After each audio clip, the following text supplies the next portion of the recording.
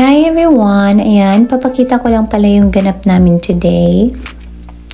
Bale, babiyahe kasi kami, magbe-vacation kami ng asawa ko kasama ang family niya.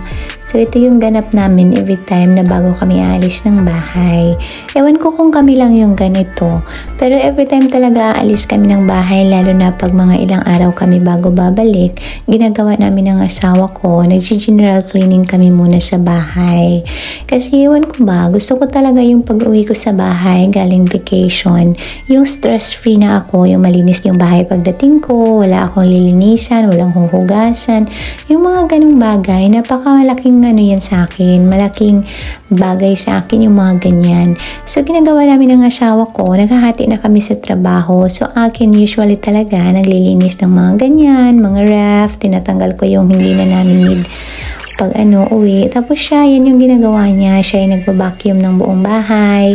Siya yung nagmamap ng buong bahay. Tapos ako, ginagawa ko na, naglo-laundry na din ako. Kasi ayaw ko din ng pag-uwi ko ng bahay galing vacation, marami akong labahan. So, ginagawa na namin lahat. Tapos siya, yan, pagkatapos niya nag-vacuum, nagmamap na din siya. Kasi nga, mamayang madaling araw, aalis kami. So, mga 1 week din kaming mawawala. So, mini-make sure namin na pagdating namin sa bahay, malinis yung bahay. So, ayan, nag-i-impake na ako habang nagmamap siya. At syempre, meron talaga yan siyang ganap every time na may ginagawa siya. May paano yan siya. May pa-program. So, ayan, ginagawa niya. Muna perform. With performance kasi dapat. Nakakaloka yan siya talaga. At ayun, pagkatapos namin naglinis, nagda-drive-thru lang kami kasi tamad na ako magluto. Kasi nga, diba, naglilinis na nga ako. Tapos magluto na naman ako. Ang dami ko na naman hugasan after.